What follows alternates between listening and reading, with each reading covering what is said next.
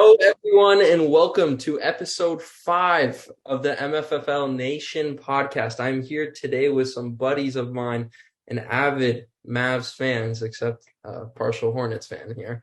But Amir, Jonah, how's it going, guys? What's up? Going good. How about you? Man, I'm great. And, it's nice to have some Mavs fans on here and, just chop it up about what's going on lately. So, as always, I don't like to just chit chat and talk shit. I like to get straight to the point. So Mavs Summer League, 2 rough losses in 2 consecutive days. I'm going to start off with Amir. Dude, that Mavs Suns game was just horrifying. Yeah, I think everyone can pretty much agree that that was not worth anyone's time to just watch. Oh, if you watch that game, you really either have nothing to do or just you're a crazy Mavs fan. Right. And for me, it was a little bit of both. Right, I agree. And the thing that was really annoying to see is everyone was hyping up Hardy after the first game. He had 28 points. Oh my God, he's going to be the next big thing. Screw Jalen Brunson. We have Jaden Hardy. This guy in the last 2 games has been super inefficient. He's turning over the ball. Do I believe he's going to become a great player? Yes, but it's going to take time. And that's why, and we'll get into this later, that's why I believe that the Mavs can't rely on him as backup point guard just yet. We need to still continue to do trade talks and stuff with other teams. So, like I said, we'll get into that. But, I was talking to Jonah earlier today about this Pat Bev and Donovan Mitchell trade rumors. Mm-hmm. I don't know about Donovan Mitchell. There's a lot of Heat rumors and a lot of Knicks rumors going on, which I would find it hilarious if he went to the Knicks because Brunson would be 6th man. And his whole point of going to the Knicks was that he'd basically be the man there for them. And for him to be on the bench would be hilarious. But Pat Bev, I really like that if we could get him. I think if you throw in Powell and some pick, you could get him. He doesn't have a high trade value. So let's talk to that. I'll start off with Jonah. What do you think the Mavs should do to get Pat Bev? Well, I think it would start off with the Donovan Mitchell trade. Mitchell has to be gone. They're not going to be contending if they trade away Beverly, because I think he could be really good next to Mitchell, giving him a defensive partner. But I think once Mitchell's out of the way, I think it could definitely happen because if you're a Jazz team and you're not really contending, Beverly's not going to do anything for you. So I think if I'm the Mavericks, I would Powell in a pick or even just Josh Green straight up. I don't know how the contracts match up, but something like that. I feel like that could get it done. So. Well, yeah, I think I agree with you. I don't know if Josh Green and Pat Bev like that. We have Mr. Trade Machine on the Zoom, so feel free to ask him any questions. But Amir, are you interested in Pat Bev? I mean, me personally, I'm not a big fan of him. Just as a guy, I think he's a provocateur. I think he just provokes people for no reason. I don't know. I mean, he's one of those guys though that you'd rather have him on your team to play against him. So I also do feel like in terms of the locker room, it could work because he is a big personality and our locker room is a bit more chill, let's say, compared to I know you have some interesting thoughts about the Hornets locker room, for instance, or some of the other teams in the league, but yeah, I think it could work. Especially we need another ball carrier, another defensive guard. It could work. Right, yeah, and defense is a big thing. If you look at the Mavs lineup, the one thing that wouldn't fit with Pat Bev is that he'd be the shortest player by 3 inches, which is sort of funny, but wow. Just something that Jonah wanted to bring up in this podcast that I wanted to discuss as well was Jalen Brunson's gone. We got Spencer Dinwiddie. Can Dinwiddie make up for Brunson's departure?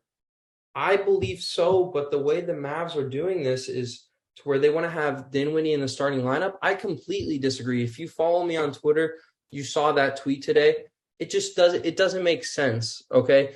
who are you going to have as your backup point guard? Ntilikina, Hardy. Those guys aren't trustworthy yet. Yes, Ntilikina had like serious playing time in New York and a little in Dallas in the regular season, but I Dinwiddie over Ntilikina and Jaden Hardy in a second for me. But you know,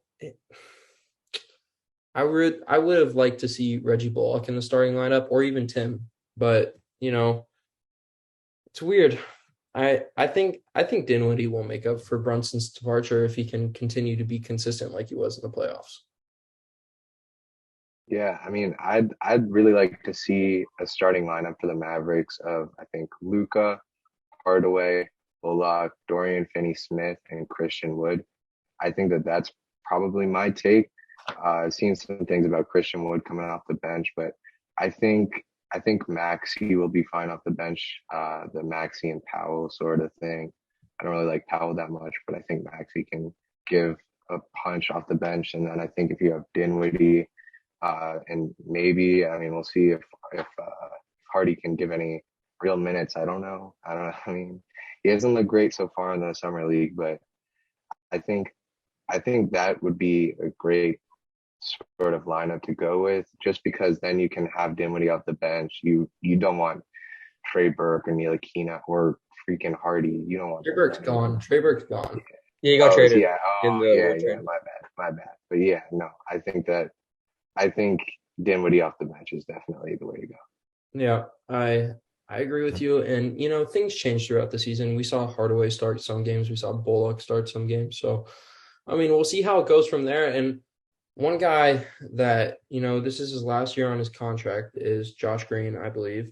And I think this is obviously the Mavs are going to be not relying on him, are going to be seeing whether or not he's legit this year.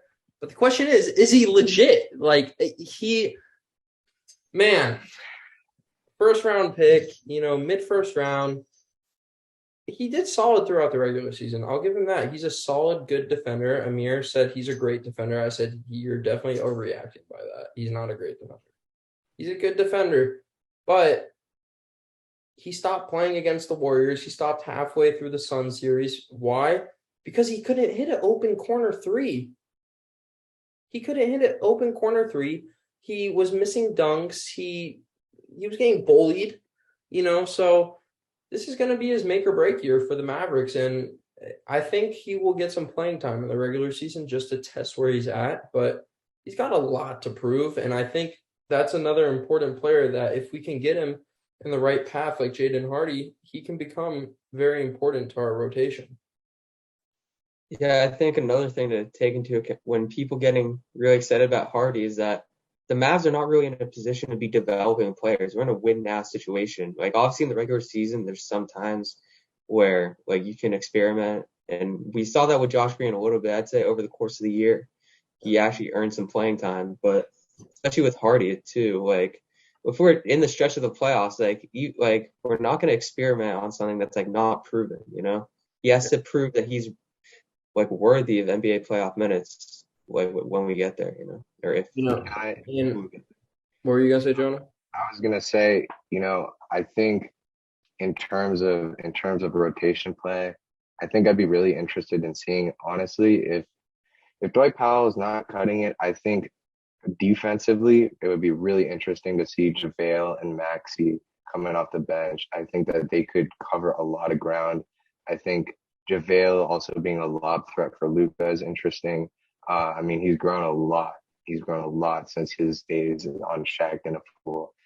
He's more dynamic and he's able to just fit in and kind of, I don't know. I think Luka can definitely utilize him well within the offense, and he's already a great shot blocker and even a pretty good rebounder and just paint defender. So Right, and I think he proved that against the Mavericks in the series. I mean, you're not a real Maverick fan if you don't remember this play. He picked the ball out of Luka and drove down the floor, Euro'd and dunked it. I think, and it was actually funny. JaVale McGee, I found this on Twitter. JaVale actually was at a Mavs Warriors game when they got eliminated. So I feel like this may have been a planned signing. I don't know, but back to the developmental side of things. Jason Kidd versus Rick Carlisle.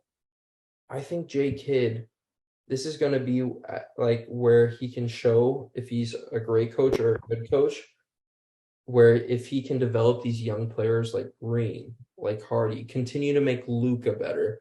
You got we have young guys and we have old guys. So I think Jason Kidd, even if he doesn't get a ring in Dallas, I think he'll still be in conversation of being a more better coach than Carlisle. Obviously, Carlisle has that ring with the Mavericks. So I personally think that if Kidd gets a ring and develops these young guys, he goes above the list of being better coaches than Carlisle.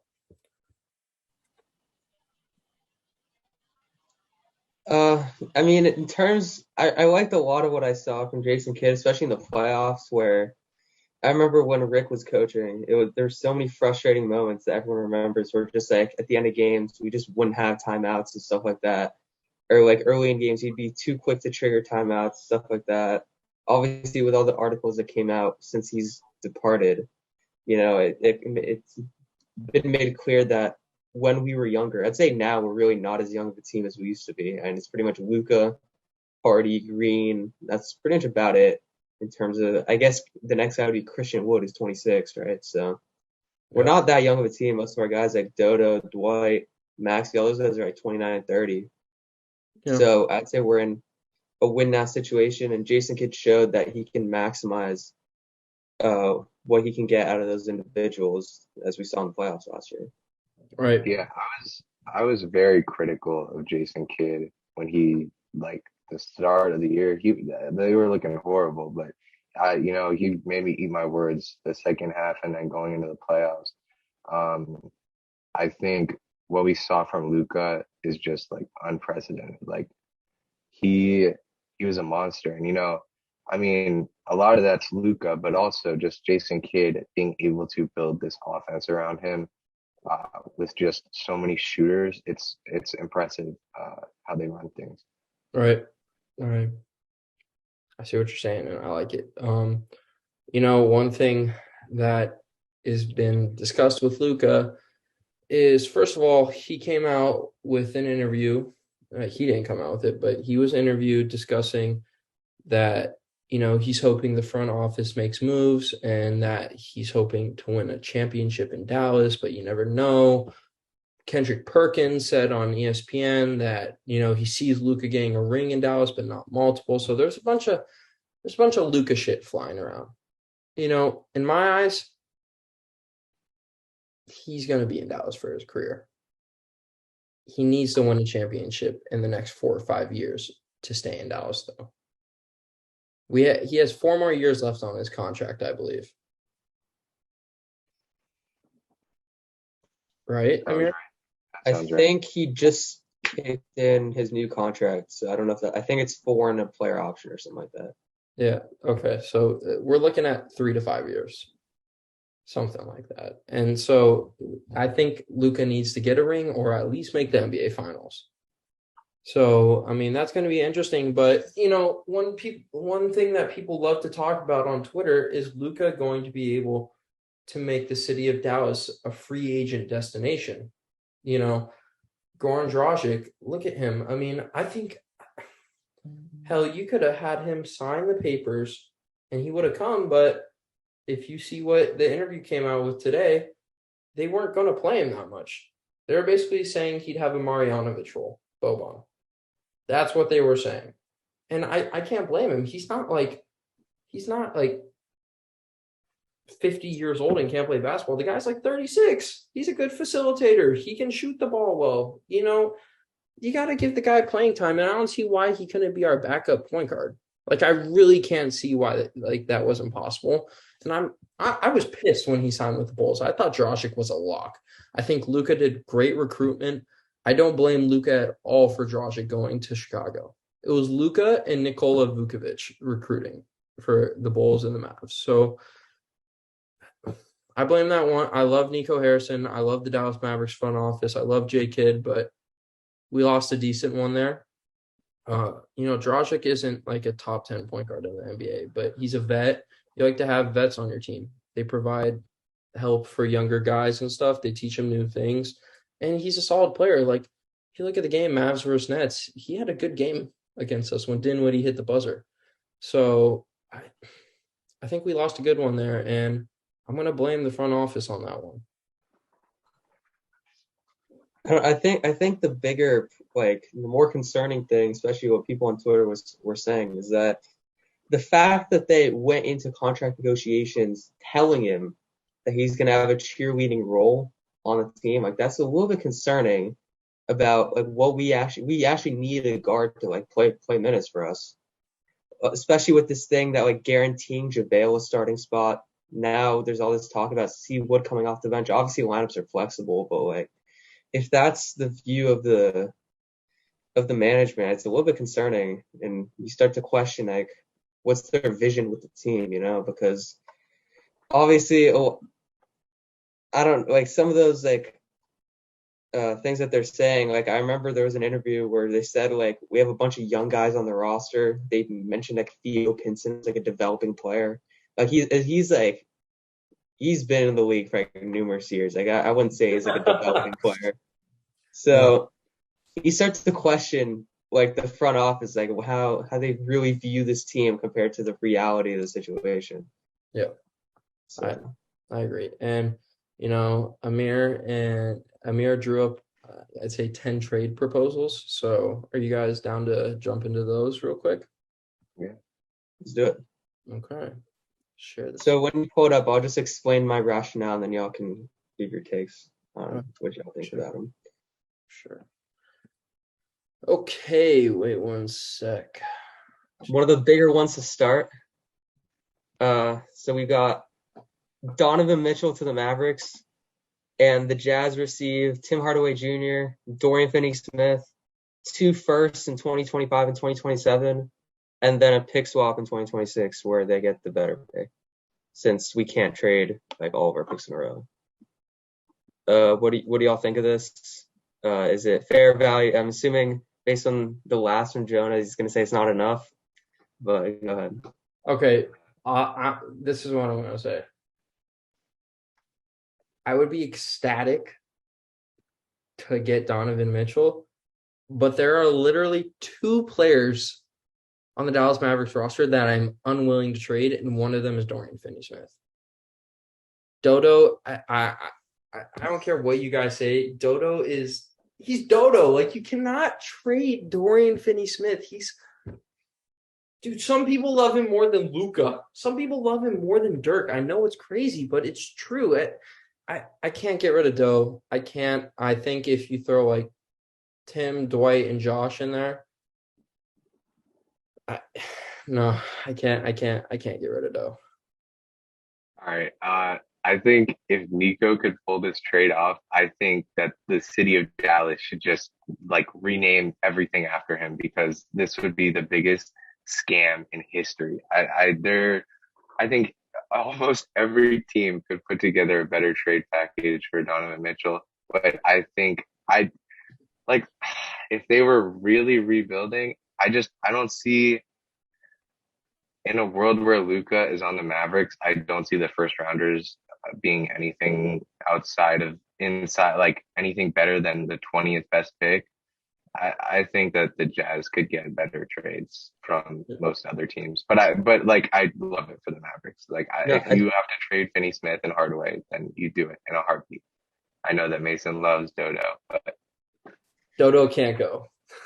It's not happening. Whatever team Dorian Finney-Smith goes to, I'm a fan of that team. No, I will say another thing though, is that I think the upside here for Utah would mostly be they would do this trade with the assumption that after his contract or late into his contract, Luka leaves, and then the picks have a lot more value, where like they would assume that Luka and Donovan Mitchell wouldn't be able to win a championship. That'd be the assumption.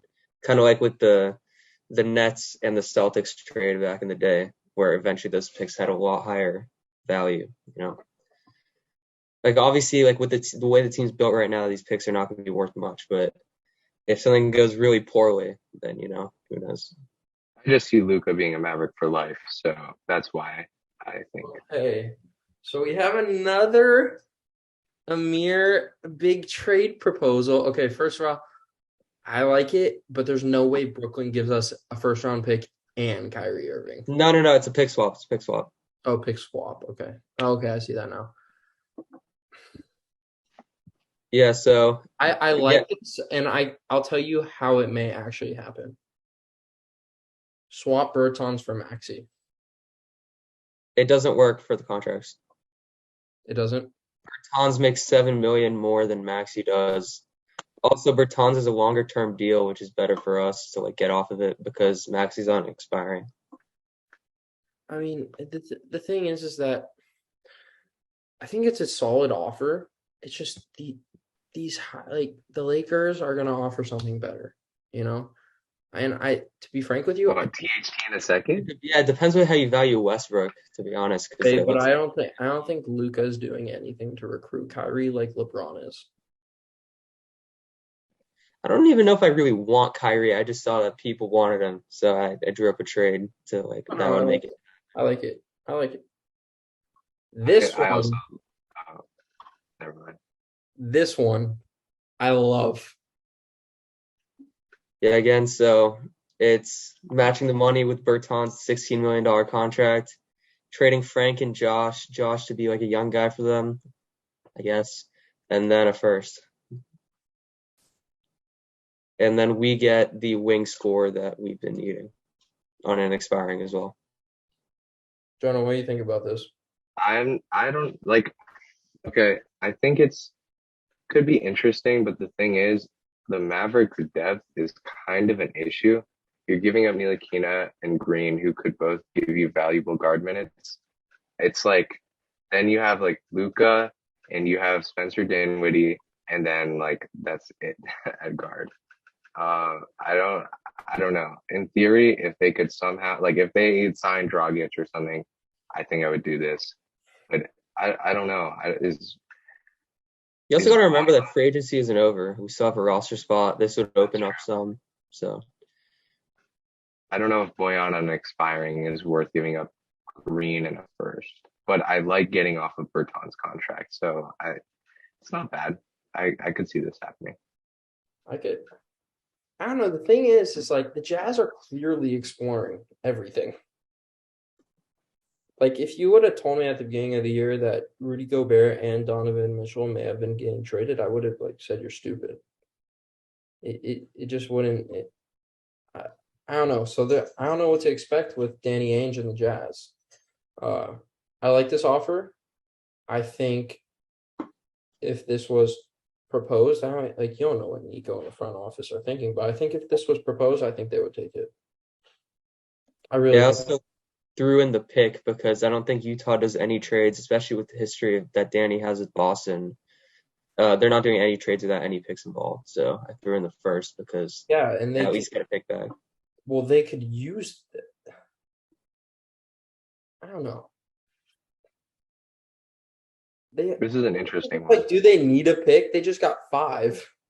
They're building up assets. Like they're gonna do all trades for like to get as many picks as possible. Yeah. And Thunder have like 20 picks, right? I mean,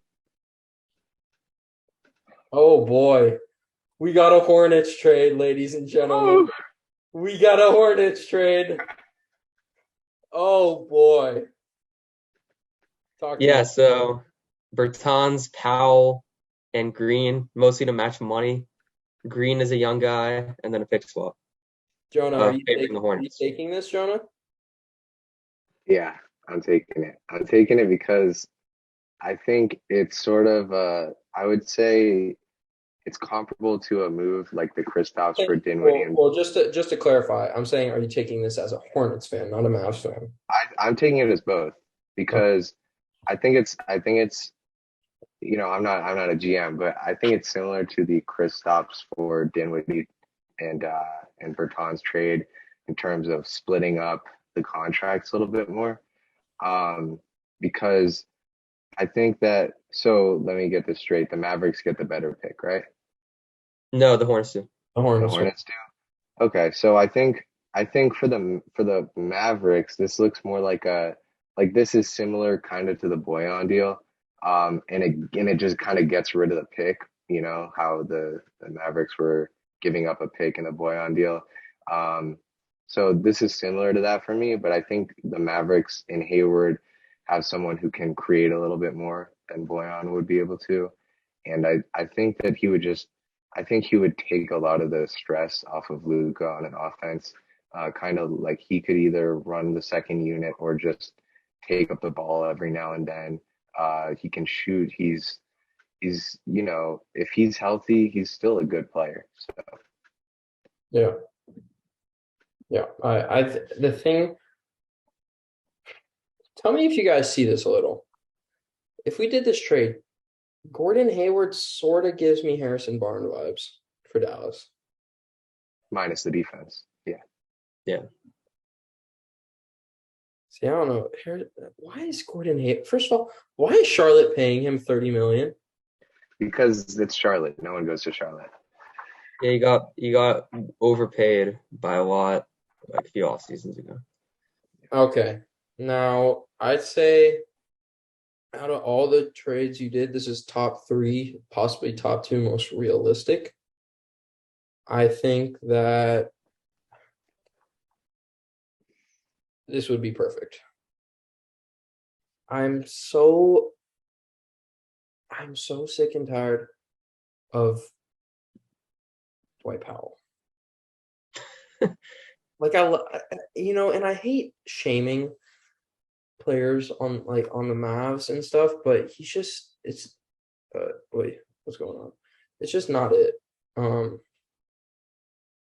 just don't. I'm not a fan of Dwight, and I think this offer, getting rid of him and getting Wendell Carter, or fresh restart, he's solid.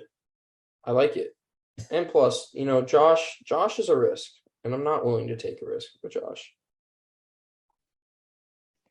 I'm not sure how Wendell and Christian Wood mesh together within an offense with Luka, but I think it could work.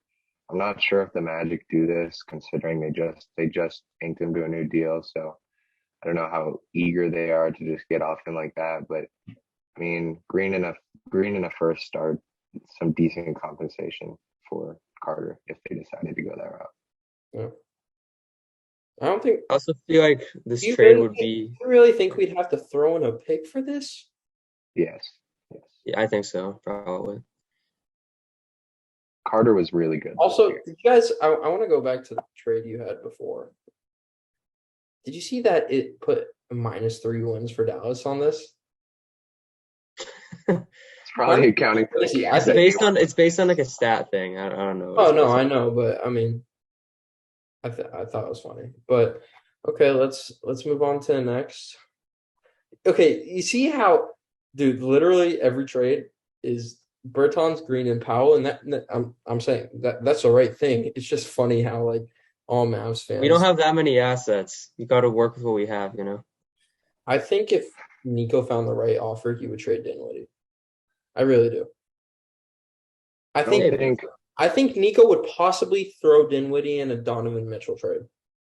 Well, yeah, sure. Yeah.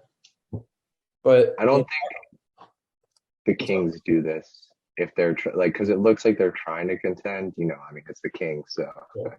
We'll see how that works. But they signed Malik Monk to a deal.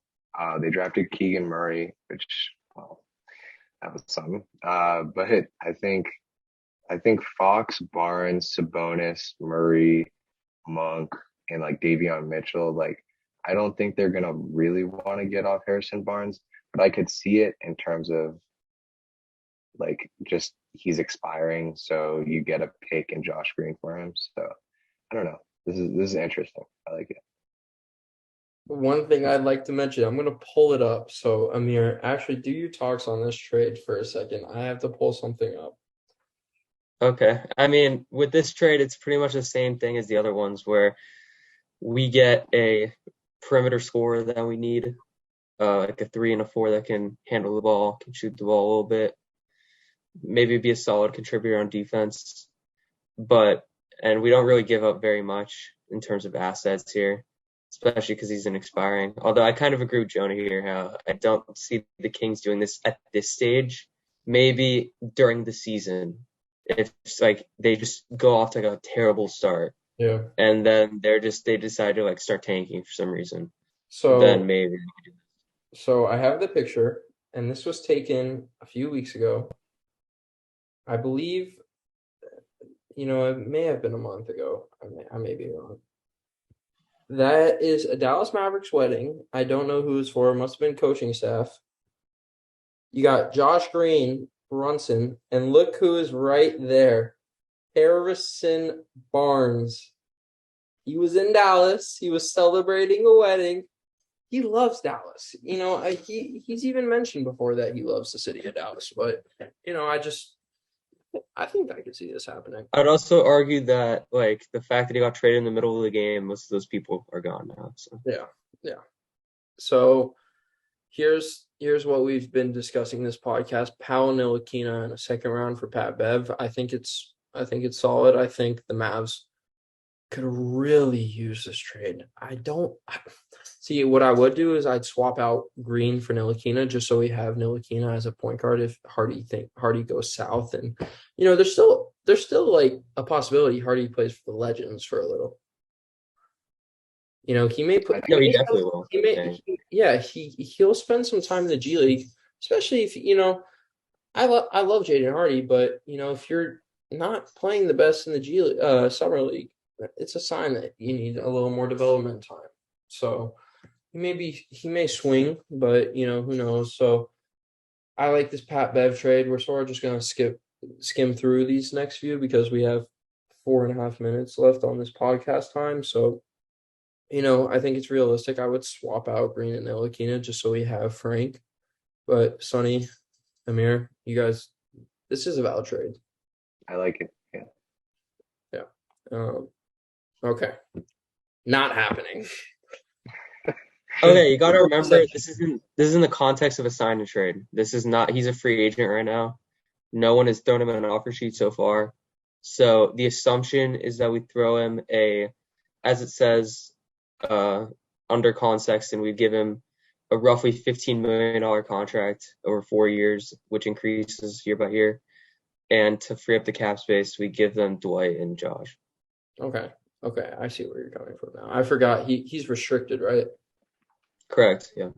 Yeah, I like that. And then I totally forgot about that. So I can see it happening. See, the thing is like, does Cleveland really need another forward? Like Markkanen, Love, Allen, Mobley, another Mobley, They'd probably play Josh at the 2, and it's more of like a potential thing. And then so this is interesting because now I'll tell you why. And you guys, I don't want to be talking the whole time. We have 3 minutes left, but the Suns and Pacers are going to make a trade with Aiden and Miles Turner. Sign and trade. I don't think Miles is going to go to Dallas. I think he's going to go to Phoenix. I think the way that the Mavs would want to get involved is possibly getting rid of Hardaway and putting Hield on the Mavs, which I would hate. Hardaway knows the playbook. He's familiar with the Mavs system. Hield's basically a similar version of Hardaway. And look, he costs more than him. Hield has proved nothing since he was at Oklahoma University. Like there's not much to say about it. So your guys' thoughts on that? I don't think that the Mavericks, I think that they have the big man depth right now. I don't see a need for Miles Turner at this point. Especially if you're trading Hardaway in a first, you would want another wing forward guard, whatever, just not another big man, because you got Powell, you got Christian Wood, you've got JaVale, you've got Kleba, Miles Turner is just another cog. You need something else. Yeah, I see what you're saying. Amir, thoughts? I mean, yeah, I actually saw the one what you just said. I saw that on Twitter right after I made this trade, and I mean, this would only happen under the assumption that Seawood plays the 4, I guess, and even then, we have a lot of big men already. We've already taken care of that this offseason. we more so need guards and forwards at this point. Yep. I see what you're saying there. And, I think a bunch of people have been asking me on the Twitter, do the Mavs make another move this offseason? Yes, they do. They're not going to end the offseason this way. I have no idea what they're going to do, but I think it could be Pat Bev. It could be Buddy Hield. It could be Colin Sexton. You never know what to expect with Nico. Who would have thought that we would have traded 4 non-rotation players for Christian Lloyd? Even the KP trade, no one really saw coming at all. Oh, I was everything that we've done. Pissed off with that trade. I was like, did we really just get Dinwiddie? He's so inconsistent. But we have like 30 seconds left on this. I don't want it to die. So, boys, I appreciate you coming on. We're definitely gonna have to do this again. It was a blast. And yeah, guys, thank you for hopping on. Thank you for having us. Yeah. Deuces, boys. All right, see ya.